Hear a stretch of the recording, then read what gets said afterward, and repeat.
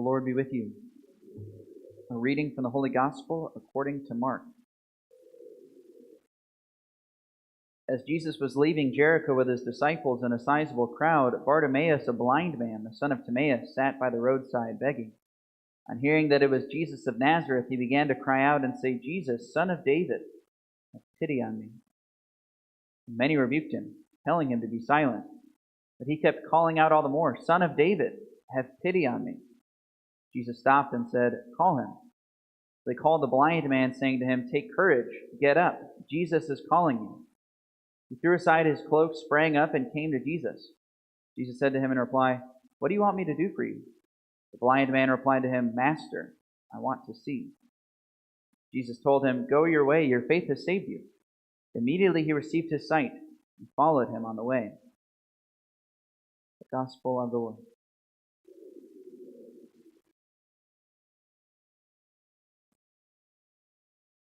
Have pity on me, Jesus. Have pity on me, Lord. Heard these words from Bartimaeus this morning. Does anybody know how to say, "Have pity on me, Lord," in Greek? Kyrie eleison, or eleison me, Kyrie. Right? Those words from the Mass come straight from this Gospel passage. Have pity on me, Lord. Eleison me, Kyrie. Right? I just want to point that out before I begin to speak about the feast day today. The feast day today is Saint Augustine of Canterbury. Saint Augustine of Canterbury is the patron saint of England. He's recognized as kind of the beginning of the great glory of England's Catholicism. I don't know if you realize this or not, but up until the Protestant Reformation, England may have been the strongest Catholic country of Europe. They have a very strong Catholic tradition, so much so that when King Henry VIII and his daughter Elizabeth, when they converted the country to being Protestant and making it the Church of England, they went out of their way to not make the Mass look any different because they knew that there would be outrage in the populace. It's how strongly, deeply rooted in Catholicism England was in those days. It's kind of sad today to see the shambles which England's faith is in now. But St. Augustine of Canterbury lived at the end of the 600s in church history, and it was kind of a turning point in church history. So as you know, after 3 centuries, Europe basically became a Christian continent, right? Underneath the leadership of Constantine the Great and many of the bishops, Europe became, for the most part, Christian.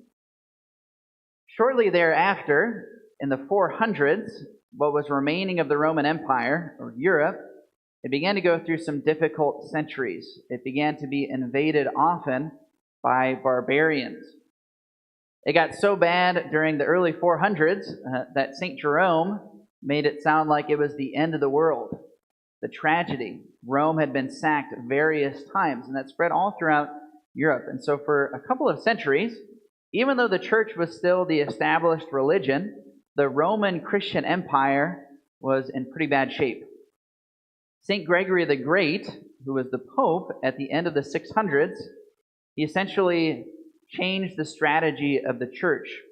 The church for a long time had been trying to defend itself militaristically from barbarian invasions, and St. Gregory the Great realized that the only way for the Christian Empire to truly survive was not by defending itself militaristically, but rather going out to the barbarians themselves and converting them to Christianity.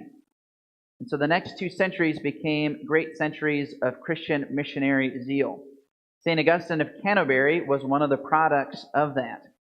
St. Augustine and St. Gregory the Great had been members of the same monastery.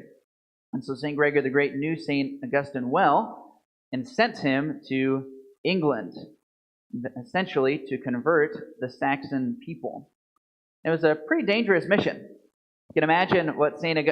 Augustine must have felt. And there he was in Rome in the comfort and security of his monastery, living a life of order and prayer and work. And he was called to go to a foreign land, and not just any foreign land, a land that he had heard was very violent, very vicious. Likely he and his monks who were going to England would be martyred. They were so afraid as they were about halfway there that they actually turned back and asked St. Gregory if they could abandon the mission. But he encouraged them to move forward, and they did. And they found great success in the missions there in England. One of the first people that St. Augustine met was actually the king, because the king's wife was a Christian, and he was able to convert the king and many others, baptized thousands of the barbarian Saxons. Right? So it's a great feast for us in church history, and I think there's a couple of things we can take from it today. I think in many ways, in our age, we are experiencing something similar to the days of St. Gregory the Great and St. Augustine. We had the great privilege for so many centuries in our world of having an established Christian empire. You didn't always have good Christians, but there was a dominant Christian view of the world. And as you and I both know, in our age, there are so many threats to Christianity. There's so many threats to the church. Our culture is becoming more secular, but not just more secular, but literally anti-church and violent against church teachings, against traditional Christian values. And so often Christians and Catholics, we get in this mentality of pouting. Right? We complain about the state of our culture, and we worry and we voice our concerns. And yet many of us, we have very much a defensive mindset. It's very important for us to remember that if we truly want our church to thrive and survive, we must go out.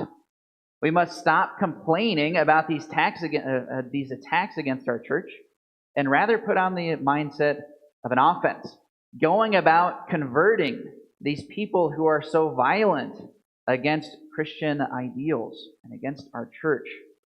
If we truly want to win the world back, we must do that.